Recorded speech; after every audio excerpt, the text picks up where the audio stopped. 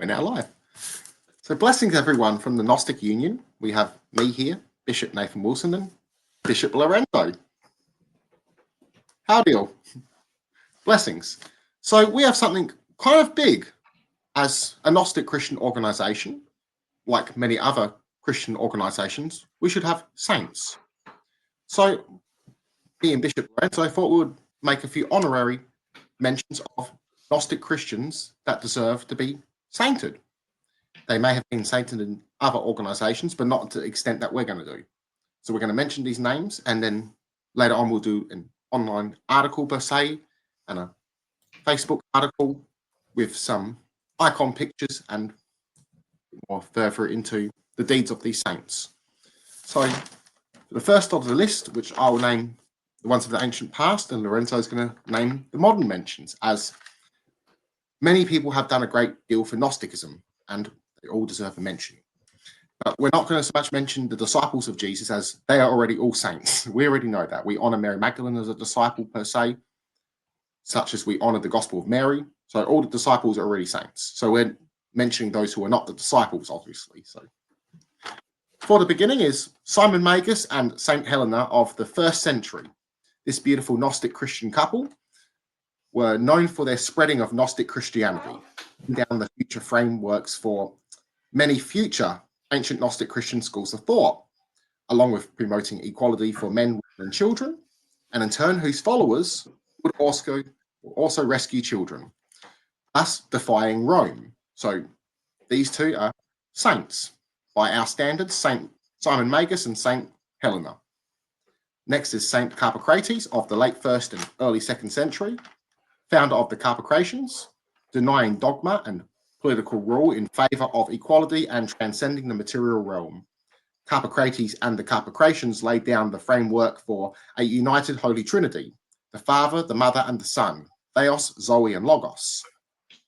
Next is Saint Marcellina of the 2nd century, and the wife or possible lover or second wife of Carpocrates, who had gone on to lead her own Christian movement, whose teachings of equality and protecting women and children were so popular that she was invited to Rome to be grand witness of Pope Ansidius's becoming Pope, or the Bishop of Rome. So she is now a saint. Saint Basilides of the 2nd century, a teacher of silence, prayer, and ascent, known for his mystical teachings, mathematics, and astrology, and one of the oldest gospel commenters.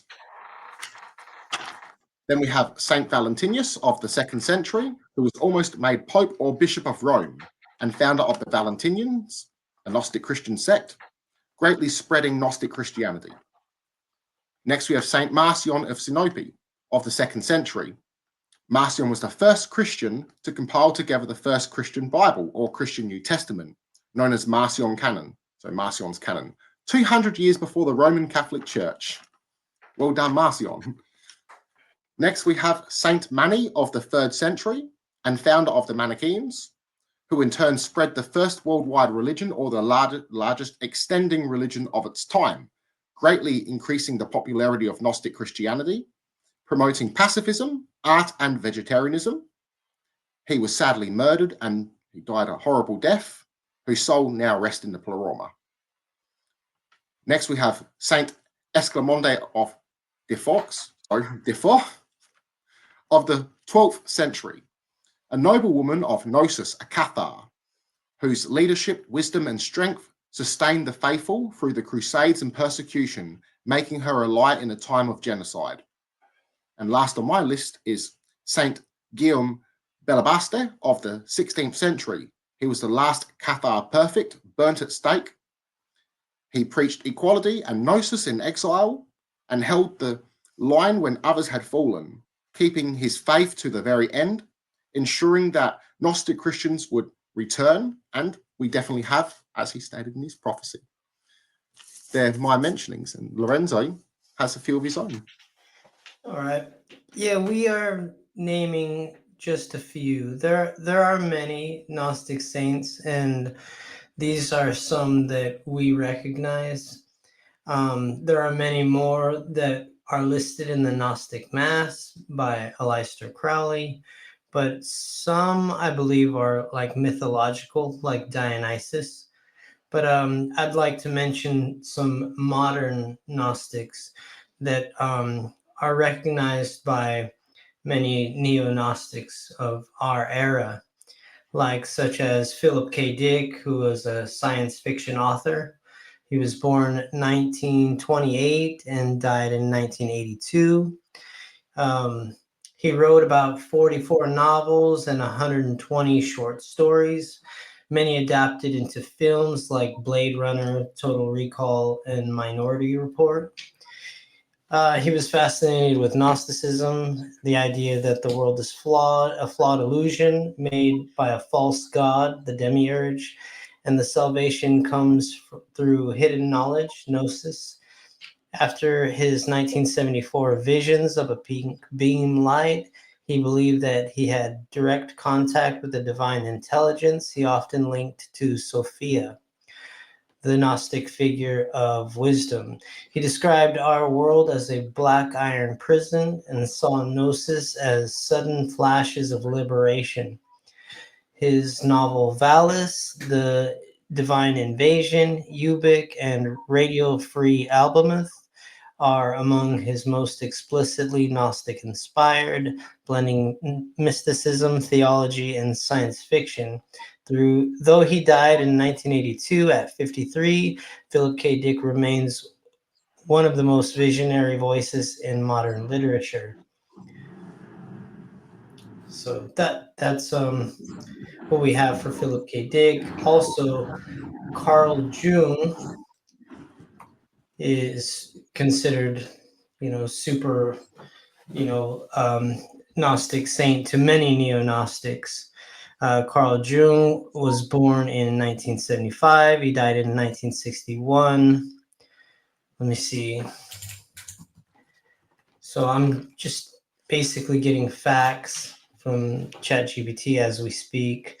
Carl Jung was a Swiss psychiatrist, founded analytical psychology. He introduced ideas like the collective unconscious, archetypes, individuation, and synchronicity. He was deeply drawn to Gnosticism, seeing Gnostic myths as symbolic maps of the psyche. For Jung, Gnosis meant inner self-knowledge, similar to his concept of individuation. He linked figures like Sophia to archetypes, the anima, and believed that Gnostics anticipated modern depth psychology. So he believed that the early Gnostics were some of the first psychologists. Um, who else could I include? There was Bruno as well. Yeah, Giordano Bruno. Giordano. He was a big promoter of science. He was a big fan of ancient mysticism. He'd technically be the last Gnostic burnt. Yeah, so Giordano Bruno was born in 1548 and died in 1600. He was an Italian philosopher, a Dominican friar, mathematician, mystic. Best known for his radical cosmology, he taught that the universe is infinite, filled with countless worlds, and that the stars are suns with their own planets and life. He drew from Hermeticism, Neoplatonism, and Gnosticism, blending philosophy with esoteric spirituality. He believed in the divine spark within all things and saw God as immanent in the cosmos. Rejecting rigid church dogma, advocated for freedom of thought and imagination, emphasizing that truth is vast and cannot be contained by any single system. Conflict and death. His views on the infinite universe, reincarnation, and rejection of certain Catholic doctrines led to his trial by the Inquisition. After years of imprisonment and interrogation, he was declared a heretic, burned at the stake in Rome in 1600. His legacy is seen today as a martyr for free thought and a forerunner of modern science, philosophy, and cosmology. His life symbolizes the clash between dogma and intellectual freedom, making him a hero to mystics, scientists, and humanists alike. In short, Bruno was a visionary who united mysticism, philosophy, science, proclaimed the infinity of worlds, and died for defending his unorthodox truths. And who else? I could name a few modern Gnostics. Well, I that's would okay, I have, reckon, because we only have 15 minutes to do technically for the union thing, unless we do a part two. So this is a short one. As you mentioned before, there are many others. It's just a few that we recognise. So yeah. we'll into this eventually. So once the union YouTube channel grows, we can do longer videos. Yeah, sorry, I went Next off week or something. reading That's just with okay. Chat That's fine. GPT pulled up. Yeah, that's fine. That's fine. We just want to do a quick little honourings of these figures. As I said, not many people have done this, and all these figures have contributed a great deal to Gnostic Christianity and including mysticism as a whole. So they deserve an honouring. So, Yeah, only a 15-minute there's video we're meant to do, so there's many more Gnostic saints. These are just a few that we decided to make a video on. yeah, just a short little discussion. So we at the Gnostic Union wish you all a fantastic day, a fantastic night. May the monad bless you all. And see either me, Bishop Nathan Wilson now, or Bishop Lorenzo. We'll be happy to answer any questions. We also offer free courses to which you can begin your ministry. So peace, love, and abundance, and lots of gnosis. Bye, everyone. Let's give it an end now. Sweet. Should be ended.